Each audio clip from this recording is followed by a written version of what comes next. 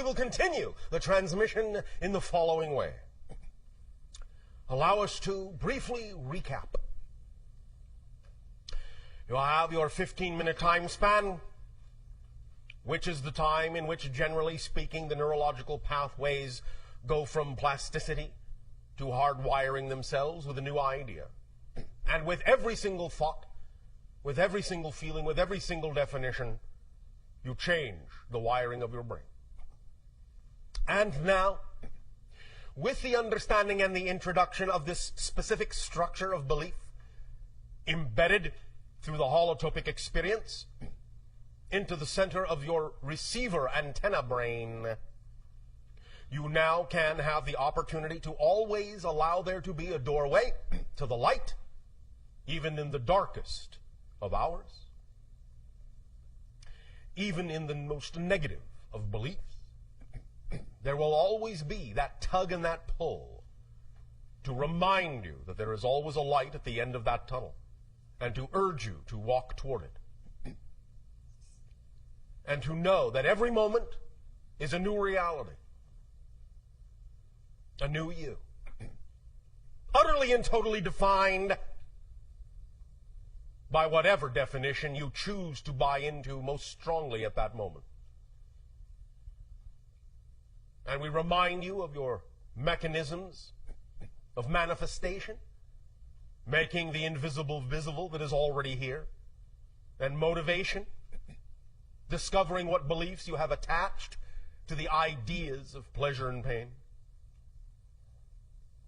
That these things are not things you have to learn, just things you have to clarify and use as tools.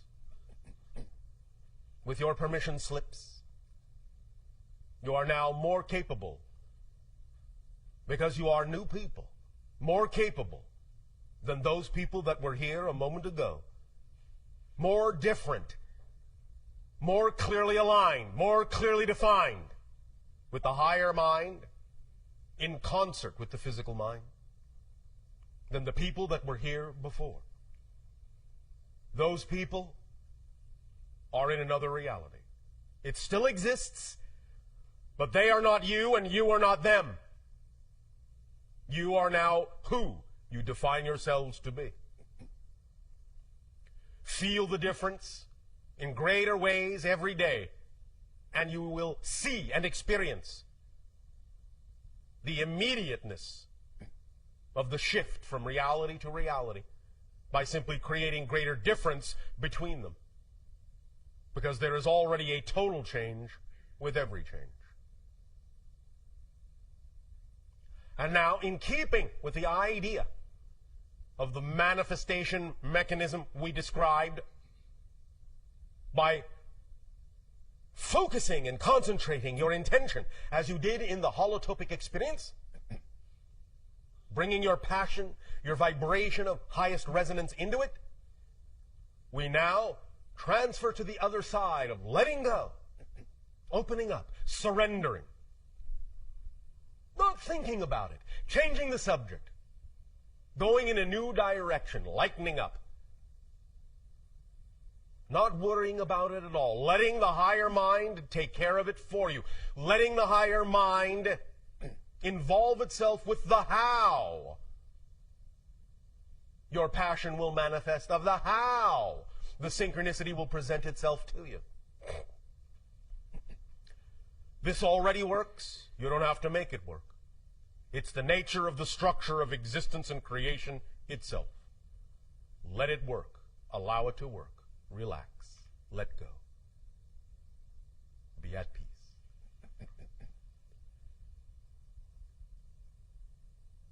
To begin changing the subject, lightening things up, we will, first and foremost, before we engage in questions, tell a story. So relax. Get comfy, as you say. If you wish, put on your ethereal pajamas.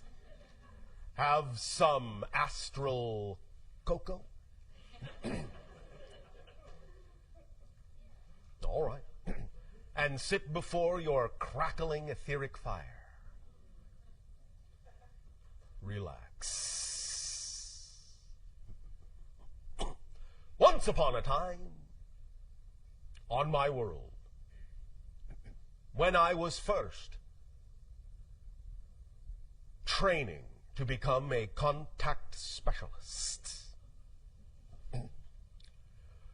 my father and my mother brought me before a group of very experienced contact specialists, 10 in all.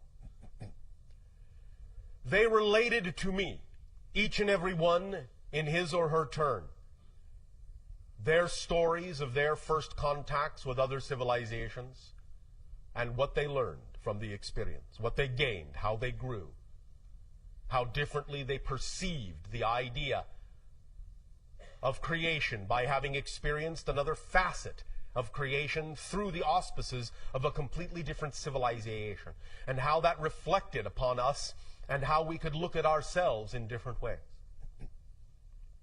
Throughout the course of a day, they related their stories to me and also to my counterpart, who many of you know as Anima. And as together she and I sat and listened and absorbed and imagined and visualized the scenarios that they were painting in our minds, bit by bit we realized they were also not only just telling stories, but handing over their experience energetically, allowing us to literally live emotionally, vibrationally, mentally, through those experiences, allowing us literally to taste, hear, see, touch, feel every sensation that they had experienced in those first contacts with other civilizations, priming us for the new civilizations we would encounter, such as your own. So that by the time it came time to encounter you, we would have a wealth of experience and knowledge to draw upon, to aid and assist you, and also to allow our interaction with you to aid and assist us in seeing ourselves relative to all the other civilizations, all the other facets of the multidimensional crystal of all that is, and giving us a deeper appreciation of our connection, of our relationship as family within creation, as parts of the all that is, as parts of the one, as expressions and reflections of each other. And at the end of that day, after we had absorbed those experiences in that way, we were then allowed to be by ourselves momentarily, alone. They all left, bid us, as you say, farewell, went on their way. Anima and I were simply by ourselves in what you would call a very natural setting of trees, of grass. And as we allowed ourselves to simply remain there quietly, absorbing all that we had learned, we began to realize that the stories were not over. For as we sat there, in that resonance, in that vibration, suddenly we received stories from the rocks and the trees and the animals and the sky and the water and the air. And everything our world had to offer in its consciousness, in supporting us as the mother of us, we received from her that day, to let us know that as we ventured out among the stars, we would always carry a piece of our own home world in our hearts. We would never be disconnected from her. And that as we make contact with other worlds, other beautiful gems in space such as yours, not only is it our personage that we present to you, but the entirety of the consciousness of our world, not just the people, but the planet and everything upon it, and everything within it, and everything that it is. So that our worlds are also communing vibrationally as we speak to you as people our respective planets are also speaking to each other through the timeless void of space and time. This communication is taking place on many levels, all at once, all now, and that is what we learned that day. So be it. Kenneth. Yes. Would you like to share your questions now? Yes.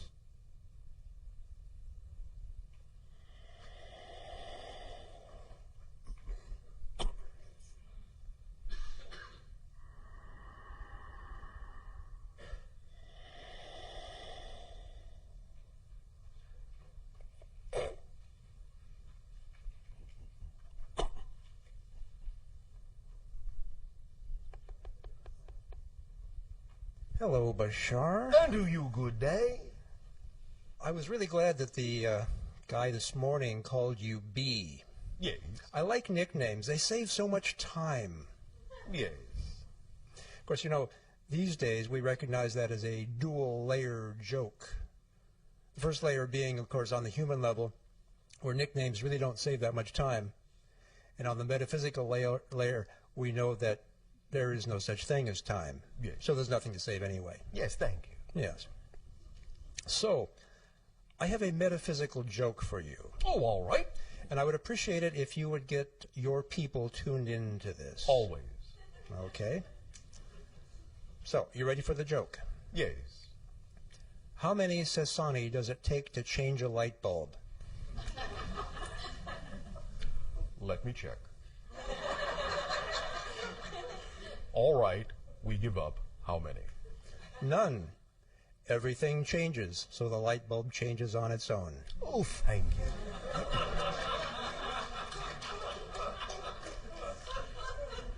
Thank you also for participating in lightening up the energy so that it is easier for individuals to let go and surrender.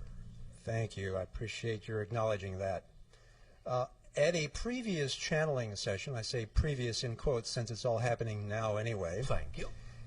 You talked about the games that you guys play on your world. Yes. And so I have a question about games. You say that your people are on average about 5 of our feet tall. Yes. So does that mean your basketball hoops are proportionately lower?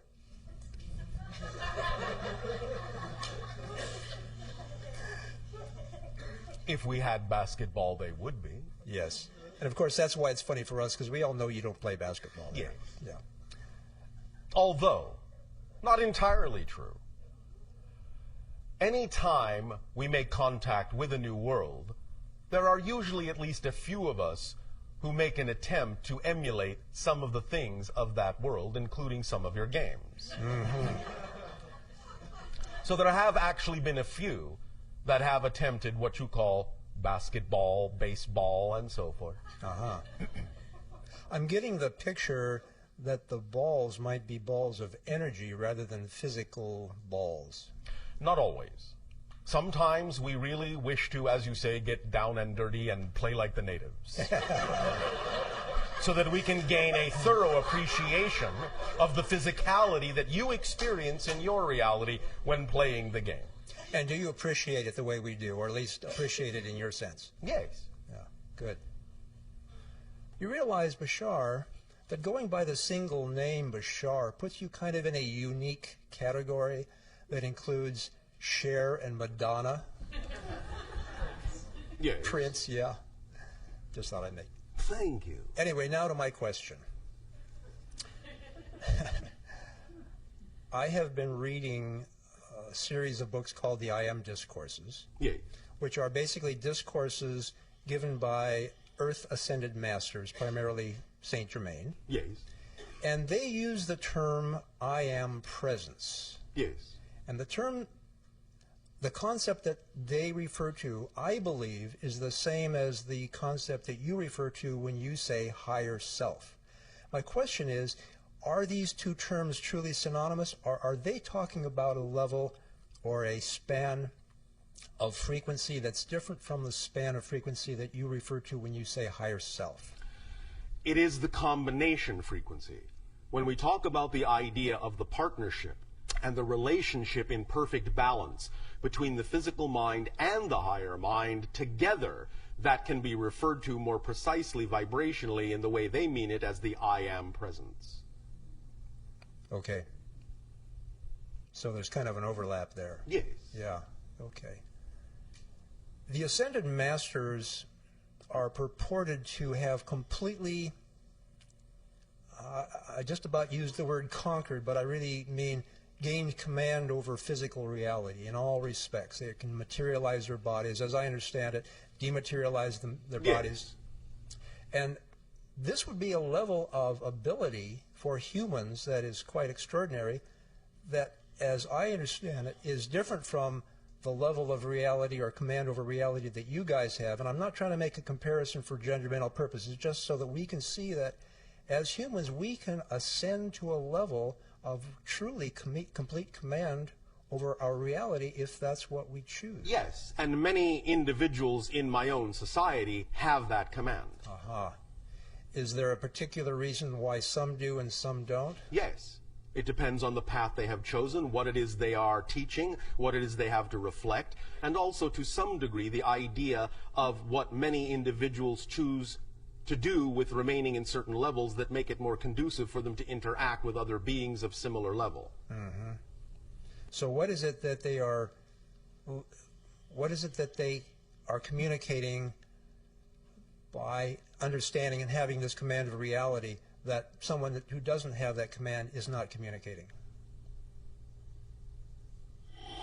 First of all, they are, as a vanguard in a sense, communicating to the entire society and constantly reflecting to them openly the potential that exists in all, so that we never forget that by having examples around us all the time.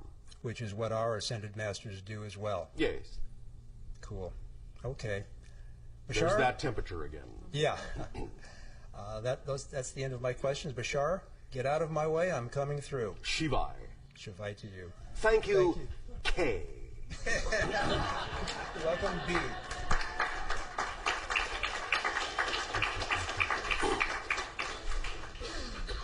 We may continue now to divert ourselves with dialogue and questions, so that we may relax and surrender and know that as we dialogue on various subjects and as we discourse in that way as friends, bit by bit, all the things that you experienced in this three-part transmission will be more and more deeply sinking in, even as you don't think about them at all. Hello, Bashar. Andrew, good day. I just want to thank you so much. One moment.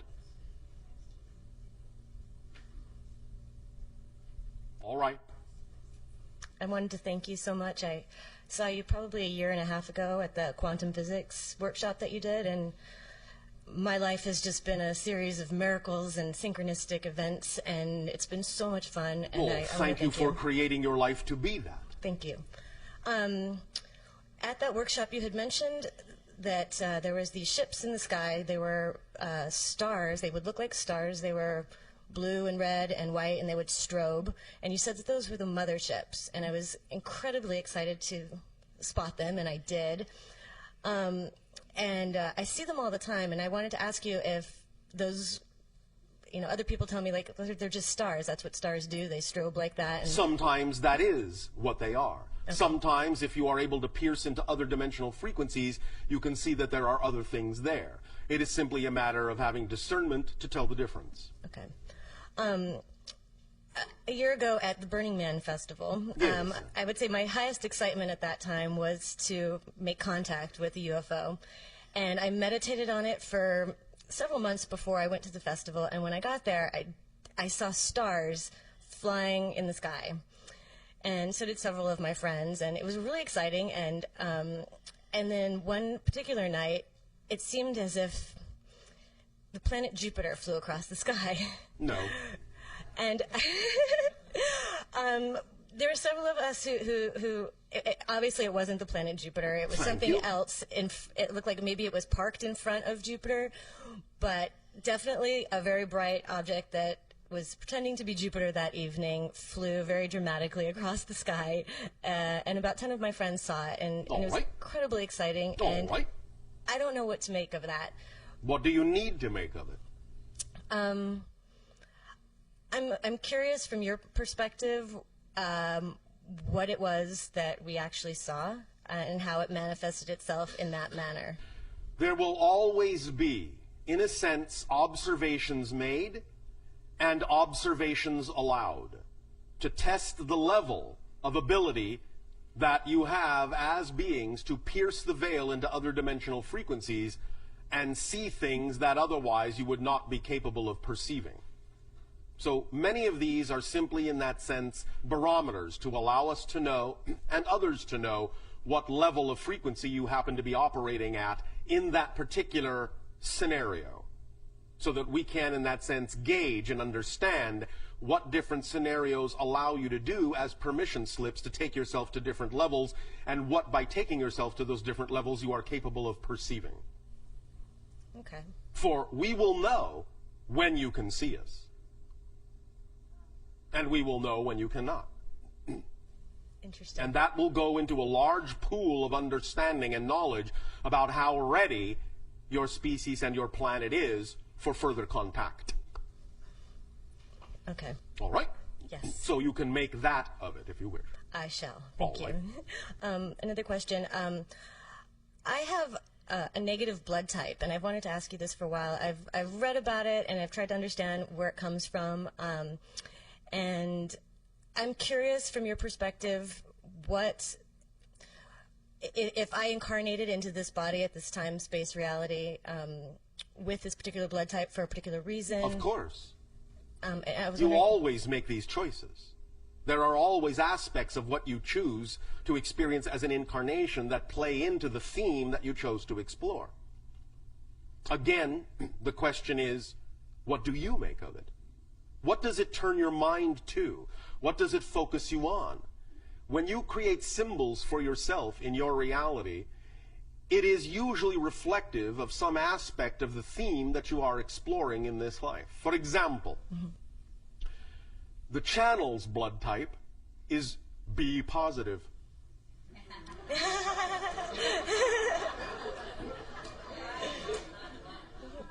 Catch my drift? Yes. Does that help? Yes, no, maybe. A little bit. I was wondering if you could explain a little bit where it comes from, and as we have recently said, humanity is a mix of a variety of genetic types, the idea being that some of it is extraterrestrial in origin. So in that you have these mixed up genetics, some of the issues of blood type are connected to that, and some of them are also representative of the indigenous stock of the hominid that evolved naturally on the planet. But at this point in time, as you call time, at this point in your evolution, at this point in your day and age, it all simply functions right now as a symbol, in the sense of whatever it is that it turns your mind to most strongly is usually a reflective indication of a theme that you are exploring, and that's the way to utilize it, in our opinion, at this time. Okay. All right. Yes. And I have one last question. It's a little odd question. Oh, an odd question as opposed to an even question. Yes, well, exactly. It's question 3. I guess that makes it odd. All right. Okay. I've been studying a lot of mythology, Yeah. and the stories are really fascinating. I can see how they're all related across, the Bible and Egypt and whatever. Yes. And there's a story of Samson, Yeah. and the strength was in his hair. Yes. And it got me wondering if we hold our wisdom in our hair, and Not literally. not literally, and what it is, why is there a thought form that manifests as no hair in men, and no offense to our channel, obviously. I don't have any hair either. I told you it was a strange question. But I was curious, It's a why is that case-by-case basis, why men and it in our will also culture- depend upon when the symbol appears archetypally in your history in terms of what the symbols mean to that particular culture at that particular time. It isn't always across the board for every single era and every single epoch that the symbols mean the same things or are representative of the same things. In that context, the idea really was self-image. The strength was in how he saw himself. Hair being a representation to many people on your planet of their image. Do you understand? Yes. So, it was a lesson in the idea of regardless of what you are going through, it is the image you hold of yourself that will actually carry you through. And when the hair was cut, what that is a euphemism for is somebody, in a sense, offering him a reality where he chose to accept it as a diminishment of his self-image. But once he regained his self-image, once his hair grew back, he regained his strength. But it's an issue of self-image. You follow? I do. So, the idea now, in terms of not having hair, is the idea, in a sense, that image isn't so important anymore, that it is, in that sense, the idea of being, shall we say, naked to the world. Do you understand? I do. All right. Does that help? It does. Is there a reason why in our culture right now that there's the gender difference in men and women? Why? I mean, why does that manifest in that way? Well, you are still dealing, as many civilizations do, with various issues of polarity. And the idea will continue for quite a while in your civilization, even as it still to some degree continues in ours, even though we are becoming more homogeneous and becoming less physical. There is still the expression of the polarity to some degree, because there are still themes of polarity to explore on that level in your reality. Okay. And when you say polarity, you mean hair and no hair? I'm confused. I am speaking now of what you just said about the idea of male and female. Right. But I'm saying, why is it that men in our culture tend to, it's usually not a pleasant thing when this happens to men in our culture, and I'm wondering why it manifests that way as a gender difference. Vulnerability. The males require more vulnerability. You understand? I do. Thank you. Thank you. Thank you very much.